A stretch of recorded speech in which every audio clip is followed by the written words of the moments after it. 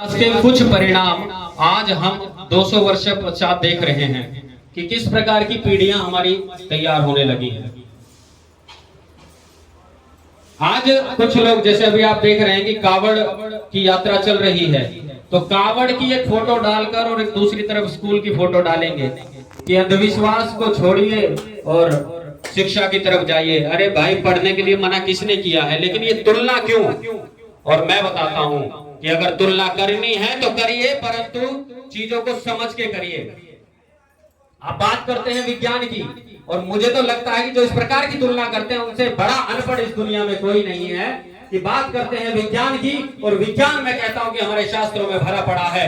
हम यहाँ बैठकर सुंदरकांड पाठ कर रहे हैं। आप देखिए कि न्यूटन ने गति का एक नियम दिया, third law of motion. To every action there is opposite and equal reaction।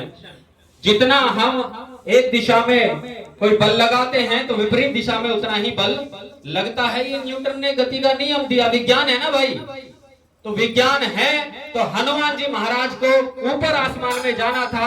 Hanuman ji महाराज एक पत्थर पर चढ़ते हैं और उस पर नीचे की तरफ उसको दबाते हैं, फोर्स लगाते हैं, क्योंकि उनको ऊपर की तरफ जाना है। विज्ञान है कि नहीं है? न्यूटन बाद में उस नियम को दे रहा है, लेकिन हनुमान जी महाराज पहले करके दिखा रहे हैं कि उस पर फोर्स लगाया, और फोर्स लगाने से वो पत्थर पाताल में चला गया और हनुमान जी महाराज ऊपर आसमान में चले गए। वही गति का नियम बाद में न्यूटन ने दिया कि नहीं दिया? और दूसरी बात बताता हूं कि आज तरह तरह की रिसर्च हो रही है। 1974 में एक रिसर्च होती है और 2016 में एक रिसर्च हुई। उस रिसर्च में जो वैज्ञानिक थे उन्होंने रिसर्च किया कि शरीर को कुछ समय के लिए अगर हम पेट को अपने खाली छोड़ें, अर्थात उपवास पे रहें, तो हमारे अंदर इस प्रकार की सेल्स हैं जो कि हमारे शरीर की बीमारियों को खाना प्रारंभ कर देती हैं। चाहे वो कोलेस्ट्रॉल जैसी बीमारी हो, चाहे वो इवन कैंसर जैसी बीमारी को भी वो सेल्स खाना प्रारंभ कर देती हैं। और अब आप कहेंगे कि ये बातें मैं बनी बनाई कह रहा हूं, तो मैं अब आपको रेफरेंस देता हूं। आप गूगल पे सर्च करिए, डॉक्टर योशिनोरी ओशोमी।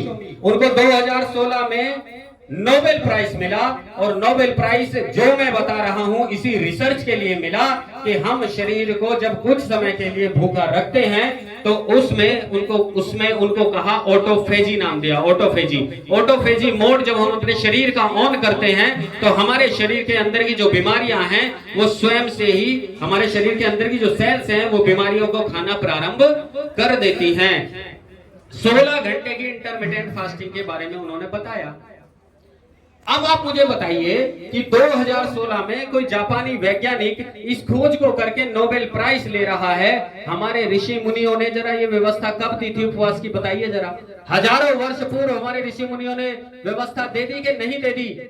तो विज्ञान था कि नहीं था? जो विज्ञान हमारे शास्त्रों में है, जो विज्ञान हमारे ऋषि मुनियों ने हमें दिया, उन पर आज खोज कर करके और कोई नोबेल प्राइज ले रहा है, कोई कुछ ले रहा है। परंतु कुछ हमारे ही बीच के अज्ञानी लोग हैं जो एक फोटो डालेंगे और हमें ये बताने का प्रयास करेंगे कि आप धर्म की तरफ अगर जा रहे हो तो आप अज्ञानी हो, आप अंधविश्वास में फंसे हुए हो।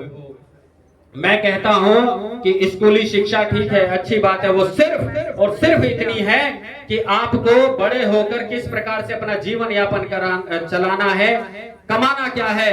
आज अगर इस देश में हम चाहते हैं कि वृद्धाश्रम ना हो तो ये केवल और केवल धर्म सिखाएगा।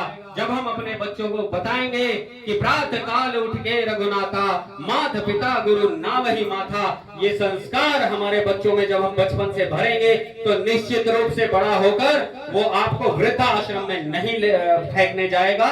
हाँ, हम उनको कॉन्वेंट स्कूल में डालेंगे और हम ये उनकी दौड़ लगाएंगे कि नहीं, इसी कौन में दौड़ना है तो निश्चित मान लीजिए कि एक वृद्धाश्रम आपके लिए भी तैयार हो रहा है। ये संस्कार देने का काम जो है वो माँ बाप करेंगे, वो दादी बाबा करेंगे। और विशेष रूप से मैं कहता हूँ मातृशक्ति से, कि मातृशक्ति सृजन करता जो होती है, निर्माण करता जो होती है, वो मातृशक्ति होती है। वो निर्माण का कार्य कौन करेगा? उसकी जिम्मेदारी मातृशक्ति के ऊपर है। बोलिए सियावर रामचंद्र भगवान की जय। श्री हनुमान जी